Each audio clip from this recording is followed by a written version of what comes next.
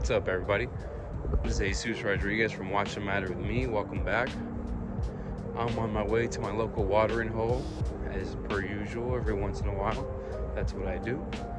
And today I'm going to be talking about my journey and how I obtained a Grand Seiko. I'm going to be talking about how an average Joe like me was able to afford a Grand Seiko, to be honest, because they're fairly expensive. Prior to this, my most expensive watch was a Longines Zulu time that I spent like 2 years saving up for. And so yeah, the reason I'm doing this format video is because my last video I did in this format got really positive feedback, so there's that. So yeah, so it all started when I think the year was like 2022, 2021, towards the end, at the beginning of 2021 or the beginning of 2022. That's when I really got into watches, and I bought a Seiko 5. I bought a Seiko 5 that, what's it called? I bought for 50 bucks on the marketplace. I bought that Seiko 5, I wore it, I used it, I absolutely loved it, and I ended up flipping it for 150 bucks. So that was cool, and then I bought my next watch.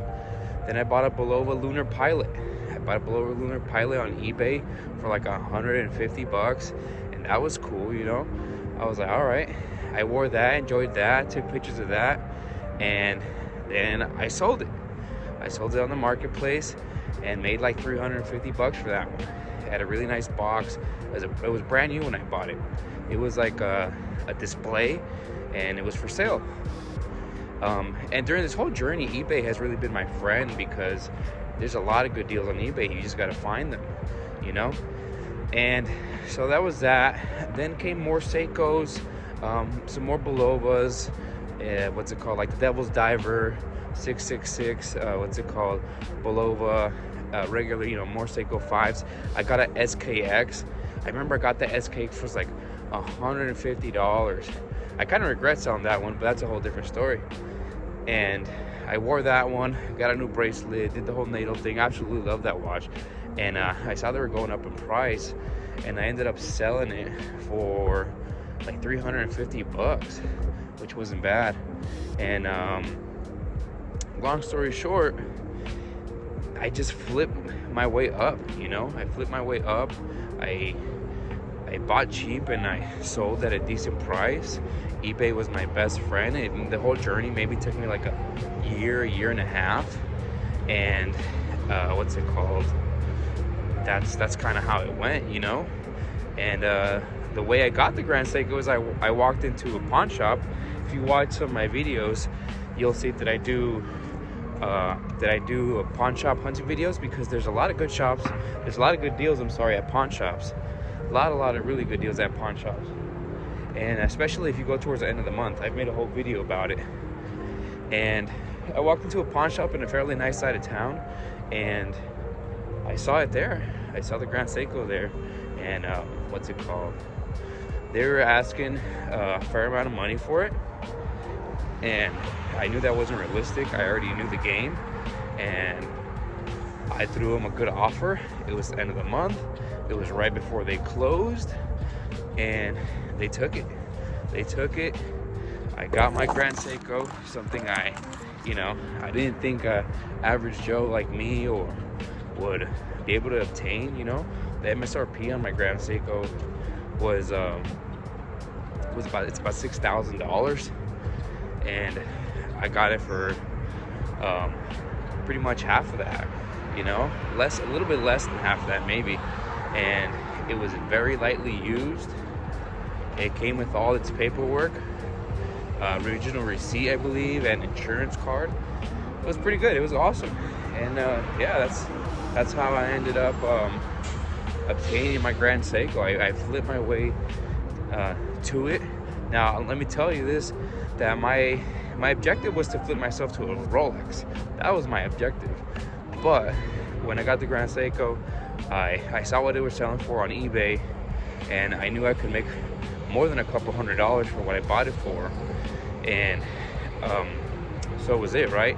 But then I started wearing the Grand Seiko. I started looking into the brand, started looking into the company, and I was just, you know, mesmerized by the craftsmanship and how good the build quality was on this watch. I couldn't believe it personally, and I ended up falling in love with it. Guys, pardon me. Let me get a quick coffee at my watering hole. I'll be right back. So we wait. So yeah, guys, that's just a quick little video I wanted to share with you guys. My story of how I obtained a Grand Seiko as an average Joe. I'm just a regular guy, you know, who loves watches, who loves horology, who I never thought I'd be able to afford one. But I mean, if this hobby has taught me anything, is, you know, if you just save your money and you really dedicate yourself to what you like, you can obtain it. I mean, I've saved for 2 years for my Longines Zulu time. That's a watch I absolutely loved and I always wanted, and it took me 2 years of literally like no coffee, of you know, being a little frugal when going out to save for it, and I was able to obtain it, and it was a huge milestone for me. But yeah, I mean, the reason this whole conversation came up, I was on the Wrist Unwound live the other day, and we started talking about this topic, and he was like, dude, you got to tell your story. You got to tell your story on your channel, and that's kind of how it came about. So I hope you guys enjoyed it, and it's possible, you know, it's possible. You can do this too. You can, like I said, eBay was my best friend for a long time. Flea markets and what's it called? Sorry, I'm shooting blanks here right now. And pawn shops. Pawn shops are great. Omega was really good to me. Vintage Omega. Thank you. Vintage Omega was really good to me. 1 second. Thank you. Appreciate it. Vintage Omega was really good to me. You know, you can get vintage Omega for, I remember I bought some for like $300, you know, and you put it on a nice strap, and you could sell for $600-800. So vintage Omega was good to me. I mean, in my market, it's really good. It might not be good in your market, but in my market, it was good. So that's another little tip, because it's not very expensive. Seiko was great to me.